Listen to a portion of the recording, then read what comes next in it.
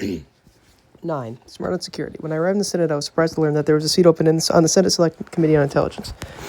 I asked outgoing Senator Barbara Boxer why this was. She told me that the committee's work was fascinating, meaningful, and critical to the country, but the most of it took place behind closed doors. Members of the committee couldn't talk publicly about their activities because reviewing the country's most sensitive intelligence involved the highest levels of security and clearance. Consequently, she explained there usually wasn't much of a spotlight on the committee. That didn't matter to me. I knew that by the very nature of the job, if I had something important to say, I could find a bouquet of microphones to speak into. But when it came to the daily work, I wanted to be informed in real time about the threats facing my constituents in our country. So I joined the Senate Intelligence Committee, fully expecting the work to be done in the shadows, away from the press, not to the day-to-day focus of the national conversation.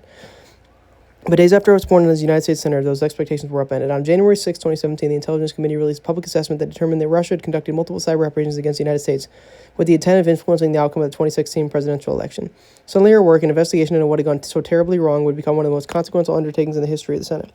Most of what I do in the committee involves classified information, so there's a real limit to what I can write about here. But there are times when the intelligence community releases its assessments to the public, stripped of the information sources and methods by which the information was obtained, and meticulously written to avoid revealing anything that could compromise national security and or endanger people's lives. There are times when our committee lives in close coordination with the intelligence community to release our own assessments publicly so that we can balance the critical need for the American people to know what's happening from our oversight perspective against the equally critical need to keep our intelligence gathering efforts covert. I can and will reference that work. Twice a week for 2 hours at a time, members of the Intelligence Committee get together behind closed doors to speak with the men and women who lead our 17 intelligence agencies and receive briefings on the latest information. I can't tell you the details of what we talk about, but I can tell you what it's like. For starters, the room we gather in is known as a SCIF, which stands for Sensitive Compartmented Information Facility. It has been designed to prevent eavesdropping of any kind. Before we enter, we have to put our cell phones in a cupboard inside the door. Inside, we take classified notes by hand, and even those must be kept locked away in the SCIF. When the committee holds public hearings, Democrats sit on one side of the dais and Republicans on the other side as we face witnesses and cameras. But inside the SCIF and away from the cameras, it is a very different environment. Often senators take off their jackets. We get down to business. It is not just the absence of cameras and the seating arrangement that changes the dynamic. It is the work itself. The rigid partisanship that has paralyzed much of Washington somehow fades as we enter the room. We are, all of us, keenly focused on the weight of the work we are undertaking and its consequences. There's simply no room for anything other than to focus on America's national security and the protection of Americans' privacy and civil liberties. The public can't be there, nor the media, nor other senators sworn on the committee. It's just us to do oversight with global reach. It is invigorating, even inspiring. It is a scene I wish the American people could see, if just for a moment. It is a reminder that even in Washington, some things can be bigger than politics. My work on the Intelligence Committee and the Homeland Security Committee covers a broad range of issues, from building and maintaining counterterrorism capability at home and abroad to the work of disrupting and destroying ISIS, to protecting and securing our borders, to the challenge of nuclear proliferation, to the ever delicate balance between gathering intelligence and protecting civil liberties. But rather than run through the laundry list of issues we deal with in all their complexity, I want to focus on a few of the threats that keep me up at night. First and foremost, I think of cybersecurity as a new front, a new kind of battle. If we had a daily visual of attacks underway, of explosions in our cities, of Russian, Chinese, North Korean, and Iranian warplanes overhead, the American people would insist that we respond, clear in the knowledge that the future of the American experiment was very much at risk. But cyber warfare is silent warfare, and its consequences are often undergrasped by the damage done. I sometimes refer to it as war without blood. There are no soldiers in the field, no bullets and bombs. But the reality is cyber warfare aims to weaponize infrastructure, and at its worst could result in casualties. Imagine, for example, a cyber attack on railroad switching signals, or hospital generators, or a nuclear power plant. The intelligence community and private companies alike are waging a defensive battle against cyber attacks on a minute-by-minute basis, but the reality is that we still remain unprepared for this new kind of terrain. Our systems and infrastructure need to be seriously upgraded. We are currently under attack. Our elections are top of mind, especially given the nefarious and effective attacks by the Russian government. The January 2017 assessment found that Russian President Vladimir Putin ordered an influence campaign in 2016 aimed at the U.S. presidential election. Russia's goals were to undermine public faith in the U.S. democratic process, denigrate Secretary Clinton, and harm her electability and potential presidency. Though many have become numb to it through the news cycle, the significance of this finding is hard to overstate. The intelligence community assessed with a high degree of confidence that Russia's intelligence services conducted cyber operations to hack into a U.S. presidential campaign and release data they gathered with the intent of influencing the outcome of the election. Russian agents and propagandists exploited U.S. social media platforms such as Facebook, Twitter, and YouTube to spread false and inflammatory information about Secretary Clinton and to stoke divisions in the United States. And what I think is very telling is exactly how they went about it. They focused on hot button issues, from race to LGBTQ and immigrant rights. This means that they knew that racism and other forms of hate have always been our nation's Achilles heel. They knew precisely where to strike, is deliberately targeting and tearing away at some of the most painful, divisive parts of our nation's history. I first made this point during an intelligence committee meeting. A few days later, I was sitting at my desk on the Senate floor, the last one in the far back. I had chosen the desk for two reasons. It wasn't visible on the C-SPAN cameras, which made it easier for me to concentrate on the work at hand. But more important, it was the desk closest to the can drawer. I looked up and noticed that Senator James Lankford, a Republican from Oklahoma, was walking toward me, literally crossing the aisle so we could have a conversation. Kamala, I've been listening to what you've been saying about race as our Achilles heel, and I think you're onto something important. He said, personally, I think it starts with a question, have you had a family over your house that doesn't look like you? Have you ever really had that kind of interaction? I think it's a good place to start. I'm glad to hear you say that. I told him we have to start somewhere. Langford and I sat across from each other in closed sessions of the Intelligence Committee, and though there were very few things we agreed about when it comes to policy, I found him to be genuinely kind and thoughtful. It didn't take long for us to build a friendship. Together, with our colleagues on the committee, we spent more than a year working with the intelligence community to understand the information that led to the January 2017 assessment about Russian attacks. Of particular interest to me was the threat of Russian penetration to our election equipment itself. In May 2018, we released our preliminary findings on the issue of election security. We let the public know that in 2016, the Russian government had conducted a coordinated cyber campaign against the election infrastructures of at least 18 individual states, and possibly as many as 21. Other states also saw malicious activity with the intelligence community, which the intelligence community has been unable to attribute to Russia. What we do know is that Russian operatives scanned election databases looking for vulnerabilities. They attempted to break in, and in some cases they were actually successful in penetrating voter registration databases. Thankfully, as of May 2018, our committee had not seen any evidence that actual vote tallies or voter registration rolls were changed. But given our limited information on state audits and forensic examinations of states' own election infrastructure, we cannot rule out that activities were successfully carried out that we just don't know about yet. In our report, we raised concerns about a number of potential vulnerabilities that remain in our election infrastructure. Voting systems were outdated, and many of them do not have a paper record of votes. Without a paper record, there is no way to reliably audit a vote tally and confirm the numbers haven't been changed. We found that 30 states use paperless voting machines in some jurisdictions, and that 5 states use them exclusively, leaving them vulnerable to manipulation that cannot be reconciled and reversed. We also found that many of our election systems are connected to the internet, leaving them open to hacking. Even systems not regularly connected to the internet are nevertheless updated by software that must be downloaded from the internet. It's misleading to suggest that impenetrable cybersecurity is possible. Our focus must be on defending against, detecting, deterring, managing, and mitigating any effort to do us harm. There's a grim joke. What's the difference between being hacked and not being hacked? Knowing you've been hacked. The truth hurts, but we simply can't afford to be naive. To help members of Congress and their staffs understand the nature of the risk, I invited a computer science and engineering professor from the University of Michigan, Go Blue, to visit the Capitol and demonstrate the ease with which a hacker could change an election's outcome. We gathered in a room in the Capitol Visitor Center where the professor had set up a paperless voting machine used in numerous states, including swing states like Florida, Pennsylvania, and Virginia. 4 states participated: Senators Langford, Richard Burr, Claire McCaskill, and me, and the room was filled with staffers who had come to better understand the process. The professor simulated a vote for president where we were given a choice between George Washington and the infamous Revolutionary War traitor Benedict Arnold. As you might imagine, all 4 of us voted for George Washington, but when the result came back, Benedict Arnold had prevailed. The professor had used malicious code to hack the software of the voting machine in a way that assured Arnold's victory, no matter how the 4 of us voted.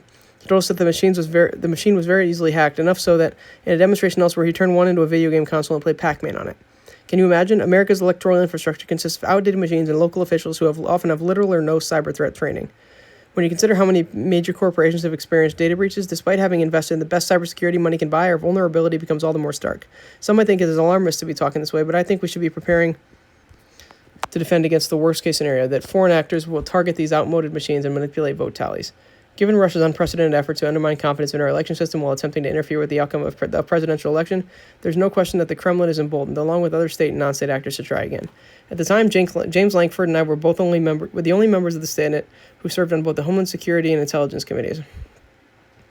As such, we were uniquely suited to come together in a nonpartisan way to develop legislation to combat these attacks. At the end of December 2017, together with other senators, we introduced a bill, the Secure Elections Act, that would protect the United States from future foreign interference in our elections. But the legislation, which grew out of hearings and testimony in front of both the Homeland Security and Intelligence Committees, would improve cybersecurity information sharing between federal and state agencies. It would create a process by which election officials could receive top-secret security clearance, allowing them to have timely access to classified material, as in a case where we learned that Russia had attacked their machines. It would establish clear expert guidelines for securing election systems, including, for example, the need for paper ballots. Russia might be able to hack a machine from afar, but it can't hack a piece of paper, and it would provide $386 million in grants for cybersecurity improvements. It would also establish what's known as a bug bounty program for election infrastructure. Commonly used in tech firms, a bug bounty is a system by which altruistic hackers are paid for identifying software variabilities. It's an economically efficient way to quickly patch bugs that can be exploited by malicious actors. We owe it to ourselves to continually test our system's security, just as we test a smoke alarm in a home. No one wants to wait for the house to catch on fire in order to realize the battery is dead. Remarkably, despite the bill's bipartisan support as of this writing, it has yet to receive a vote in the United States Senate. Though it was introduced nearly a year before the 2018 midterm elections, the White House opposed the bill, and the Senate Majority Leader refused to bring it to the floor. And so I am indeed kept up at night knowing the scale of our vulnerabilities and knowing that actions we should be taking immediately have stalled out without any justification. It's also important to remember that election systems aren't the only area in which we are vulnerable to foreign interference.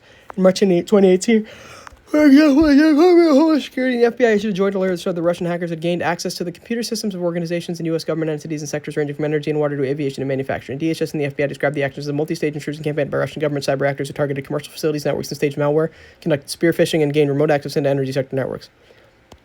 After they got access, the Russians did extensive reconnaissance. They were able to gain access to at least one power plant's control system, and they placed tools in the systems that would allow them in certain cases to shut down the power plants at will. This is, needless to say, an extraordinary vulnerability. Millions of Americans recall the blackout of August 2003 when an electricity surge overloaded the grid covering parts of 8 northeastern states. Major cities were plunged into darkness. Fire departments rushed to free people from elevators as building temperatures rose. Hundreds of trains were stopped in their tracks, and thousands of passengers had to be rescued from darkened subway tunnels. Waste treatment plants lost power. 490 million gallons of raw sewage were spilled in New York City alone. Cell phone service was disrupted. ATMs went down. Hospitals had to rely on generators to care for vulnerable patients. Analysts later concluded that mortality rates in New York City rose 28% during the two-day blackout. In the intelligence community's worldwide threat assessment in 2018, the Director of National Intelligence detailed increased risks to cyber critical infrastructure over the coming year.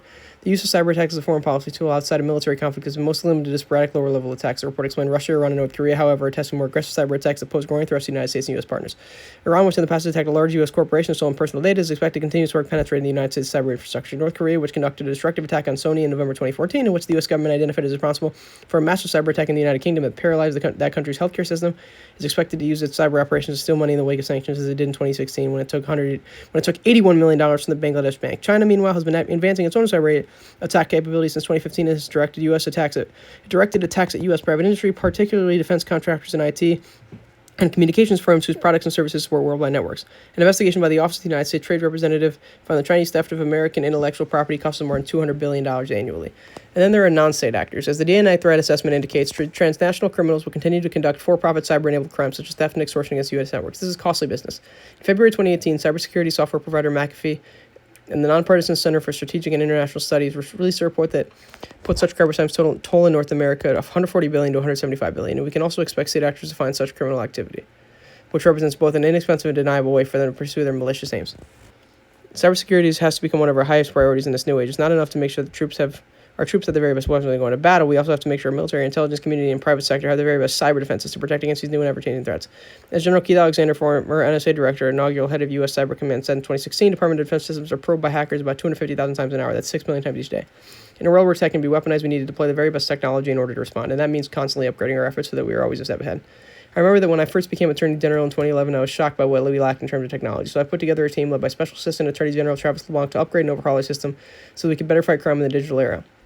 My first year in office, we organized an e-crime unit, which we staffed with attorneys and investigators focused on technology-related crimes like identity theft and cyber exploitation. I spent much of the remainder of my tenure working to institutionalize California's technological advantages. Those efforts culminated in the creation of our Cybercrime Center, which gave all of our tech crime fighters access to state-of-the-art digital forensics capabilities, making California one of the first states to do so.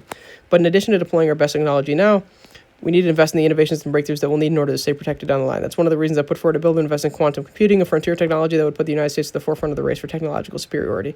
Our pursuit of innovation cannot be viewed from an economic lens alone. It matters to national security, too. It's also one of the reasons I believe we must be a country that welcomes highly skilled students and professionals from around the world to study at our universities and work in our companies. Ultimately, I believe we're going to need to develop a cyber doctrine. As a matter of principle, we will have to decide when and whether a cyber attack is an act of war and what kind of response it warrants. On January 2nd, 2017, Mike Pompeo came before the Senate Intelligence Committee for his confirmation hearing as CIA director. By tradition, questions at public hearings were asked in order of seniority, so as the newest member of the committee, I questioned Pompeo last. Throughout the hearings, I listened as my colleagues asked Pompeo a wide range of questions, touching on traditional issues ranging from intelligence sharing and collection to preventing terrorist attacks in the United States and abroad. When it was finally my turn, I focused on a subject area that seemed to surprise Pompeo and others on the committee. I wanted to know how his public position rejecting the science of climate change was going to impact his role at the top of America's intelligence apparatus. Right-wing pundits from Fox to the Heritage Foundation took great pleasure in calling my questions dumb, ridiculous, and off-base. Eventually, they felt my concerns were divorced from issues of national security. But they were wrong. This was about analytic objectivity and not politicizing intelligence. The CIA had already made an unclassified assessment regarding the threat of climate change. Pompeo's previous statements disregarded the CIA assessment. How would he brief the president? Would he let his personal views override the findings of CIA professionals when it came to climate change? And if so, what would that mean for other dire threats against our nation? Climate change can be seen from many angles. Some see it purely as an environmental issue. They point to the destruction of habitats, melting of ice sheets, and a coming mass extinction of species. Others see it as a public health issue that demands a world where clean air and clean water are readily available. There's also the economic dimension of climate change. Ask farmers about the complexity of their work, about their precise and measured focus on weather patterns, about the incredibly narrow margins that exist between a successful harvest and a ruinous one. And you will come to understand that extreme weather events and unpredictable shifts in the climate are nothing to dismiss. But when you speak to generals, when you speak to senior members of the intelligence community and experts on international conflicts, you will find that they look at climate change as a national security threat, a threat multiplier that will exacerbate poverty and political instability, creating conditions that enable violence, despair, even terrorism. An unstable, erratic climate will forget an unstable, erratic world. beget an unstable, erratic world. For example, climate change will lead to droughts. Droughts will lead to famine. Famine will drive desperate people to leave their homes in search of sustenance. Massive flows of displaced people will lead to refugee crises. Refugee crises will lead to tension and instability across borders. Climate change also increases the risk of deadly global pandemics making their way to the United States. The Centers for Disease Control and Prevention reported that between 2006 and 2016, the number of Americans infected by diseases like West Nile, Zika, and Lyme more than tripled. As temperatures continue to warm, diseases are flourishing in parts of America that wouldn't have been able to survive in the past.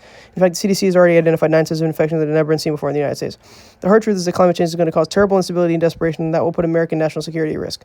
That's why former CIA Director John Brennan has said that when CIA analysts look for deeper causes of rising instability in the world, one of the causes they point to is climate change. That's why, as part of President Obama's national security strategy, climate change was identified as a national security threat of the highest priority. That's why the Pentagon has been ahead of the curve in developing resilience to the effects of climate change, including strategies to protect the dozens of military bases that will be affected by rising seas and extreme weather events. And it's why I didn't hesitate in asking the person who would become the nation's CIA director how and whether climate change would be a factor in a strategy to protect the American people. This isn't the stuff of science fiction or of a dystopian novel set far in the future. Climate-driven crisis is already on the rise. In late 2017, for example, water reserves fell so low in Cape Town, South Africa, that the city of more than 3 million people, South Africa's second largest, was at risk of having its taps run dry. Residents started showering over buckets so that they could reuse the water in their washing machines. Farmers had to abandon about a quarter of their crops. This is an issue we'll face at home, too, and it's a matter of national security that we prepare for it. We need a diversified water security strategy to ensure a reliable, sustainable supply. Growing up in California, I understood from an early age that the water supply is precious and precarious. In elementary school, my classmates and I studied ecology. I remember my mother smiling when she had to explain to me the difference between a conservative and a conservationist. I saw the drought of 1976 through 77 through a child's eyes. Unflushed toilets, shower timers, and dried-out brown lawns. I think a lot about water security, and I never take it for granted. A diversified approach would work on multiple fronts simultaneously. Conservation is the cheapest, most effective way to increase our water resources, but we also need to update our aging water infrastructure, improve our stormwater capture and storage capacity, and make smart investments in water recycling, purification, and desalination. There's a lot we can learn from friends and partners who have already made such investments. Oh boy. Especially, I'm not even going to read this shit. Oh, that's good. Israel's doing reverse osmosis. Can they do reverse genocide? Okay. I had a glass. It tastes as good as any water I've ever had. And that's not all. As many have said, they've made the desert swim. That's fun. Funny how they're not letting clean water into. That's interesting. They've done so in part by successfully reclaiming 86% of their wastewater and purifying it for agricultural reuse. Nice. Give some of those products over. People that are starving. Sound like a plan? All right. By contrast, the United States, which produces 32 billion gallons of municipal wastewater each day, reclaims only 7 to 8%. Surely we can do better than that. Conserving water and safeguarding against scarcity must be a top priority. The same can be said in this era of climate change for the need to protect against floods. In India, Bangladesh, and Nepal, flooding in the summer of 2017 killed 1,200 people and affected more than 40 million. Nearly 1 million homes were destroyed. In 2010, flooding in Pakistan rocked 20% of the country, killing more than 1,700 people and affecting at least 12 million. Here at home, the destructive force of Hurricane Maria left the island of Puerto Rico in ruins. I visited Puerto Rico in November 2017 and saw some of the devastation firsthand. Homes obliterated, roads collapsed and destroyed, and a community in crisis. It was disheartening. The official death toll has been revised from 64 to more than 2,900. But a report from scientists at Harvard's T.H. Chan School of Public Health estimates that the storm and its aftermath were responsible for the deaths of at least 4,600 American citizens in Puerto Rico. And if it isn't floods, it's fires. Fires aren't caused by climate change, but they are exacerbated by it. Higher temperatures and longer dry spells turn a forest into kindling. California has always had wildfires, but because of climate change, they are becoming more frequent, getting bigger and bigger. When I was Attorney General, I had toured a fire overhead by helicopter. From that height, the scale of the devastation came into view. Entire streets, entire neighborhoods burned to the ground. It looked like a graveyard with chimneys as headstones. In August 2018, I flew home to California to meet with firefighters and evacuees from the Mendocino Complex fire, which burned more than 450,000 acres, making it the largest fire in the state's history. When I arrived in Lake County, I went to a convention center where evacuated families were being sheltered temporarily. Some of them knew they had lost their homes and all their possessions. Others were left to wonder. I met a mom who was pregnant with their third child. She was trying to keep her family's spirits up. I remember how proud her daughter was to show me how neatly she had tidied the sheets on top of the Red Cross cots where they now slept. A year earlier, I met a firefighter who lost his own home in a fire he was fighting. He said he'd always thought he understood the pain of losing everything given how often he had seen it happen to others, but that it was so much worse than he imagined. Still, he reminded himself and me it wasn't as bad as the families that got the call that their husband or son had been one of the many firefighters who lost their lives that year. There's a theme that runs through all of these issues, be it cybersecurity or climate change or keeping aggressors like Russia and North Korea in its check. Though the United States is a superpower, there are real limits to what we can do alone. In order to keep the American people safe, in order to ensure that our national interests and homeland are secure, we must work in partnership with our allies, economically, diplomatically, and militarily. We must protect NATO, the most important defensive treaty the world has ever known, especially in the face of Russia's increasingly flagrant aggression. We must rejoin the Paris Agreement because only together can we reverse the trends of climate change and prevent some of its more terrifying outcomes. And we must remind ourselves that the work we do to protect the American people must also be in service of American values. That the actions we take project a message to the world about who we are. It was that final truism that I held in mind when Gina Haspel came before our committee in a confirmation hearing to replace Mike Pompeo as CIA director. Haspel, a 33-year-old veteran of the CIA had been at the agency during a time when prisoners were tortured. She had been asked many questions about this work by other senators, about whether her actions had been legal, about whether she would ever authorize such actions again. When it was my turn to speak, I underscored that this hearing wasn't about the incredible and unquestionable importance of the service and sacrifice of the men and women of the CIA. Well, nor was it about the agency's mission, both of which I wholeheartedly support. Well, if you're torturing people, that's probably not good. The hearing, I explained, was about her suitability to be the director of the CIA, and it was our job as senators to understand that who we chose for that position would send a signal to the men and women of the agency, the American people, and our neighbors around the world about our values and our moral authority. With that in mind, I initiated what became a revealing exchange. So one question I have not heard you answer is, do you believe that the previous interrogation techniques were immoral? Haspel paused as she considered the answer. Senator, I believe the CIA officers to whom you refer, it's a yes or no answer. Do you believe the previous interrogation techniques were immoral? I'm not asking, do you believe they were legal? I'm asking, do you believe they were moral? Senator, I believe the CIA did extraordinary work to prevent another attack on this country, given the legal tools we were authorized to use. Please answer yes or no. Answer yes or no. Do you believe in hindsight that those techniques were immoral? Senator, what I believe sitting here today is that I support the higher moral standard we have decided to hold ourselves to. Can you please answer the question? Senator, I think I've answered the question. No, you have not. Do you believe the previous techniques, now armed with hindsight, do you believe they were moral? Yes or no? Senator, I believe that we should hold ourselves to the moral standard outlined in the Army Field Manual. Shortly after Haspel refused to answer the question, the late Senator John McCain, who had been subjected to 5 years of brutal torture as a prisoner of war in North Vietnam, released a statement saying he would not support her confirmation as a CIA director. Like many Americans, I understand the urgency that drove the decision to resort to so-called enhanced interrogation methods after our country was attacked, McCain wrote. I know that those who used the enhanced interrogation methods and those who approved them wanted to protect Americans from harm. I appreciate their dilemma and the strain of their duty, but as I have argued many times, the methods we employ to keep our nation safe must be as right and as just as values we aspire to live up to and promote in the world. I believe Gina Haspel is a patriot who loves her country and has devoted her professional life to its service and defense, he continued. However, Ms. Haspel's role in overseeing the use of torture by Americans is disturbing. Her refusal to acknowledge torture as immorality is disqualifying. I believe the Senate should exercise its duty of advice and consent and reject this nomination. We live in an uncertain world, one filled with complexity and danger. The challenges we face in the future will be new and nuanced, and they will require us to mobilize based on being smart, not on being afraid. There will be hard decisions to make, to be sure, of the kind that no previous generation has had to consider. And yet it will serve us well to remember what it was that helped us protect the American people and secure the peace in the generations leading up to this moment. We must remember that we are a nation of laws, that we stand for the rule of law. We must remember what we have worked and in some cases bled for, an international order that promotes peace and cooperation, a commitment to democracy here and around the world, a rejection of despots and tyrants and dictators who rule their countries based on their self-interest alone, not the interests of the people they are meant to serve. Imperfect though we have been, ours is a history in pursuit of better, safer, freer world. In the years to come, with all the challenges to come, we cannot lose sight of who we are and who we can be.